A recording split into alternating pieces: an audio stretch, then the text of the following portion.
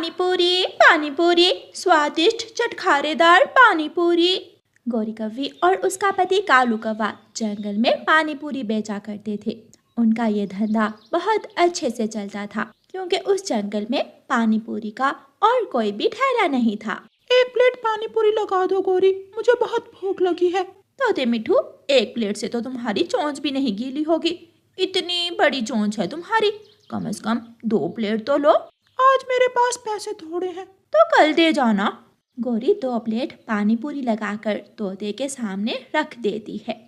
गौरी कव्वी शाम को अपना ठेला लेकर अपने घर की तरफ चली जाती है। कालू जी, कल पानी पूरी बनाने के लिए पानी के 2 मटके लाना। मैं तीखी चटनी ज्यादा बना लूंगी। कल से हम 2 मटके खट्टे के बनाया करेंगे। मैं पानी लेने दूसरे जंगल जाता हूँ, बहुत मुश्किल काम है इतनी दूर से पानी उठा कर लाना। साफ पानी का झरना दूसरे जंगल में है। अगर तुम मेहनत से काम करते हो तो मैं भी सारा दिन ठेले पर बैठकर पानी पूरी की आवाज लगाती हूँ। बोल बोल कर मेरी तो चोंच दुखने लगती है। अच्छा ठीक है, मैं कल 2 मटके भरकर पानी के ले आऊंगा।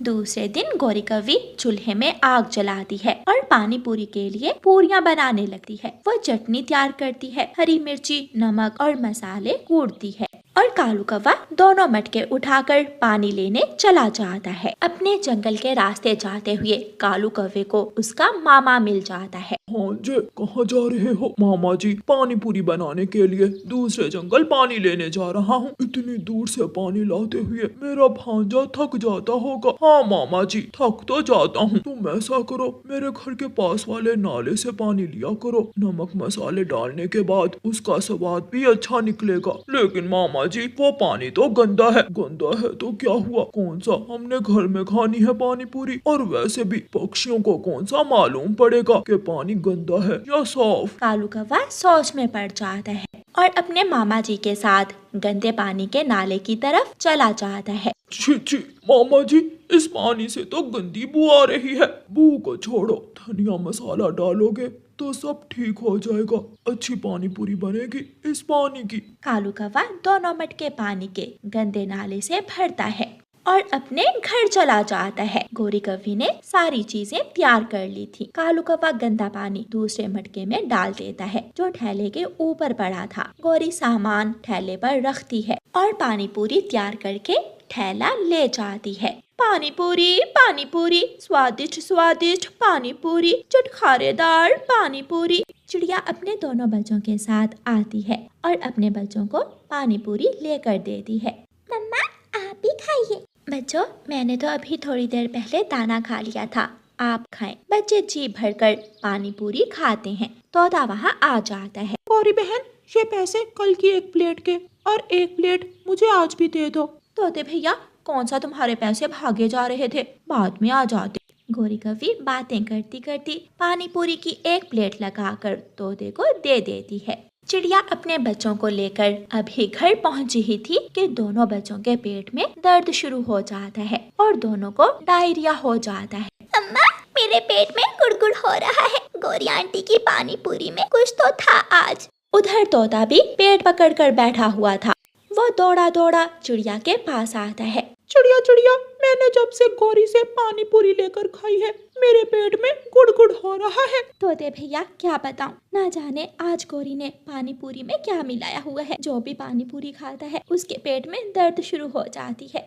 मेरे दोनों बच्चों का भी यही हाल है। कौवे पकड़े जाते हैं क्योंकि आज जंगल में फूड इंस्पेक्टर आ जाते हैं। फूड इंस्पेक्टर गौरी के पानी पूरी का सैंपल लेते हैं और फूड इंस्पेक्टर गौरी को पकड़ लेता है। तुमने ये पानी कहाँ से लिया है? माँ कसम चाचा फूड इंस्पेक्टर, ये पानी तो मेरा पति लाता है। फूड इंस्पेक्टर कालू कौवे को भी बुला लेता है। इंस्पेक्टर, माफ कर दो, ये पानी आज मैं अपने मामा जी के कहने पर गंदे नाले से भर कर लाया था। ये सुनकर गौरी कव्वी कालू कौवे को पकड़ लेती है और मारने लगती है। यहाँ लड़ने की जरूरत नहीं है, तुम दोनों जेल चलो, वहाँ जाकर आपस में लड़ाई करना। इस बार गलती गौरी कव्वी की नहीं थी, लेकिन कव्वे के साथ साथ गौरी कव्वी को भी जेल जाना पड़ता है। अच्छा भला चलता हुआ धंधा कालू की वजह से ठप हो जाता है और दोनों कौवों को जेल की हवा खाना पड़ती है। प्यारे दोस्तों, इस कहानी को लाइक, अपने दोस्तों के साथ शेयर और चैनल को सब्सक्राइब करना बिल्कुल मत भूलना। आपका धन्यवाद। कालू कौवे और गौरी कौवी की शादी को 2 साल हो गए थे, लेकिन आज भी गौरी कौवी अपने पति से आंख मिलाने से खौफ खाती थी। गौरी, गौरी कहाँ हो? गौरी की बच्ची, मेरी चाय कहाँ है? जल्दी आओ। गौरी कौवी को कालू कौवे से इतना खौफ होता था कि वो अक्सर हड़बड़ाकर कुछ न कुछ गड़बड़ कर देती थी। जैसे आज कालू कौवे को चाय देते समय चाय कालू कौवे के ऊपर गिरा देती है। अरे जला दिया, कैसी पत्नी है मेरी, हर समय सोई ही रहती है, कोई काम भी ढंग से नहीं करती। मुझसे गलती हो गई पति जी, मैं आपसे डर गई थी। तो फिर गलती की सजा भी तुझे जरूर मिलेगी। कालू कौवा पास पड़ी छड़ी उठाकर गौरी कौवी को मारना शुरू कर देता है। गौरी कौवी रोती है, मगर कालू कौवा उसे जोर से मारता रहता है। गौरी, तेरे गाल आज फिर लाल हैं। लगता है आज फिर तुझे कालू कौवे ने मारा है। हाँ चिड़िया, मैं उसे चाय देने गई थी कि चाय ऊपर गिर गई।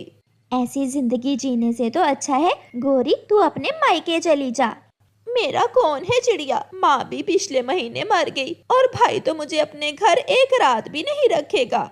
सुन ले कालू बेटा, बहू माँ बनने वाली है। कल मैं उसे बुलबुल डॉक्टर के पास लेकर जाऊंगी और पता लगवाऊंगी कि उसके अंडे में बेटा है या बेटी। और माँ, अगर अंडे में बेटी हुई तो उसे रास्ते में ही कुएं में धक्का दे देना। फिर दूसरे दिन गौरी कौवी की सास उससे कहती है, चल बहू, आज मैं तेरा चेकअप करवाने जा रही हूँ। सासू माँ, मगर अभी तो मेरा अंडा देने में 10 दिन बाकी हैं। चुप करके मेरे साथ चल, ज्यादा कहें की तो अभी कालू को आवाज दे दूंगी। गौरी कौवी अपनी सास के साथ चली जाती है। बुलबुल डॉक्टर, मेरी बहू को देखकर बताओ कि इसके अंडे में बेटा है या बेटी। मगर बूढ़ी कौवी, ये सब कानून के खिलाफ है और बेटे या बेटी का बताना जुर्म है। इसीलिए तो मैं तेरे लिए अपने बैग में ये मोटी रकम लेकर आई हूँ। मोटी रकम देखकर बुलबुल डॉक्टर के मुंह में पानी आ जाता है और वो गौरी कौवी का चेकअप करती है। बुलबुल, जल्दी बता, जल्दी जल्दी से मुझे पोते की खुशखबरी सुना दे, मुझसे अब और इंतजार नहीं होता। मगर बूढ़ी कौवी, तुम्हारी बहू के अंडे में तो बेटी कौवी है, फिर मैं तुझे कैसे पोता दे सकती हूँ। ये मनहूस काली कौवी कभी मुझे खुशी की खबर नहीं सुना सकती। माँ जी, बेटा हो या बेटी, इसमें मेरा क्या दोष है? तो और क्या मेरा दोष है जो मैं तुझ जैसी मनहूस काली कौवी को ब्याह कर लाई अपने घर, अपने सुंदर से बेटे से। चल, अब ज्यादा बातें ना बता, मेरे साथ चल। फिर गौरी कौवी की सास उसे साथ लेकर उड़ती है। माँ, जल्दी जल्दी बता, बुलबुल डॉक्टर ने क्या बताया? मैं क्या बताऊं, तू इसी मनहूस से पूछ ले। कालू जी, मेरे अंडे में बेटी है, वो स्वस्थ है और मुझे विश्वास है वो सुंदर भी होगी। जैसी बदसूरत तू, वैसी ही तेरी ये बेटी होगी। चल निकल, निकल मेरे घर से, अभी के अभी तू यहाँ से निकल जा। गौरी कौवी बहुत विनती करती है, मगर कालू कौवा उसे अपने घर से निकाल देता है। गौरी कौवी उड़ती हुई घने जंगल में चली जाती है। वो एक पेड़ पर बैठकर रोने लग जाती है। गौरी कौवी को रोता हुआ देखकर बूढ़ा पेड़ गौरी कौवी से कहता है, कौवी, कौवी, तू क्यों रो रही है? क्या तू भूखी है? पेड़ जी, मैं क्या बताऊं, मुझे गरीब कौवी पर क्या क्या जुल्म हुए हैं। मेरे पेट में बेटी है और मेरी सास और मेरे पति ने मुझे घर से निकाल दिया है। मैं भूखी भी हूँ और बेघर भी। बस इतनी सी बात कौवी, तू मेरे अंदर आ जा। मेरी इस खोखर के अंदर तेरे लिए एक बड़ा सा घर है और तू जब तक चाहे यहाँ रह सकती है। तुझे खाना भी मिलेगा और पानी भी। फिर गौरी कौवी खुशी खुशी उस बड़े पेड़ की खोखर में चली जाती है। पेड़ गौरी कौवी को ढेर सारे फल खाने को देता है। दिन गुजरते गए और फिर गौरी कौवी एक दिन एक सुंदर सा अंडा देती है, जिस अंडे से कुछ ही दिनों बाद एक सुंदर सी बेटी निकलती है। कालू कौवा और उसकी माँ गोरी कौवे को घर से निकालकर बहुत खुश थे। कालू बेटा, तू चिंता न कर, मैं कल दूसरे जंगल जाऊंगी और तेरे लिए कोई दूसरी कौवी ढूंढूंगी। देख लेना माँ, वो पहले जैसी ना हो, बेटियां पैदा करने वाली। ऐसे बातें करते करते वो दोनों माँ बेटा सो जाती हैं। आधी रात को तेज बारिश शुरू हो जाती है। तेज बारिश में आसमान पर बादल जोर से गरजता है और एक तेज बिजली सीधी कौवों के घर पर गिरती है। घर को आग लग जाती है और दोनों कौवे उसी आग में जलकर मर जाते हैं। सुबह जंगल के सभी पक्षी वहाँ इकट्ठे थे। इन कौवों को इनके पापों की सजा मिली है। जो इन्होंने अपनी बहू से किया, ये उसी की सजा है। ये कौवे बहुत बुरे थे। सब पक्षी उनके मरने के बाद भी उन्हें अच्छे शब्दों से याद नहीं कर रहे थे। गोरी कौवी अपनी बेटी के साथ खुशी खुशी रह रही थी। वो अब पहले से बेहतर जिंदगी गुजार रही थी। प्यारे दोस्तों, इस कहानी को लाइक, अपने दोस्तों के साथ शेयर और चैनल को सब्सक्राइब करना बिल्कुल मत भूलना। आपका धन्यवाद। गुड़िया सब्जी लेने बाजार गई हुई थी।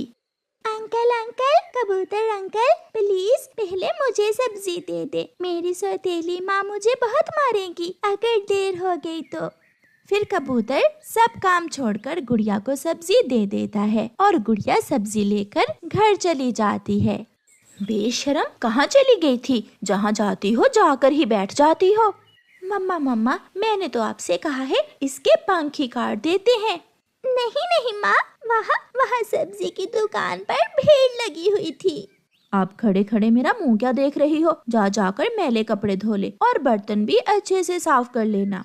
गुड़िया चुप करके चली जाती है और बर्तन धोने लगती है। वो रोए जा रही थी और बर्तन धोए जा रही थी। आज उसे अपनी माँ की बहुत याद सता रही थी। गुड़िया की माँ के मरने के बाद गुड़िया के पापा ने दूसरी शादी कर ली थी और फिर कुछ दिनों बाद गुड़िया का पापा भी मर गया था। ऐसे गुड़िया अब अपनी सौतेली माँ और बहन के सहारे ही जीती थी। दूसरे दिन गुड़िया अपना मटका लिए नदी से पानी लेने जा रही थी। उसे रास्ते में एक टूटी फूटी गुड़िया मिलती है। गुड़िया उठा लेती है और उसे लेकर अपने घर आ जाती है।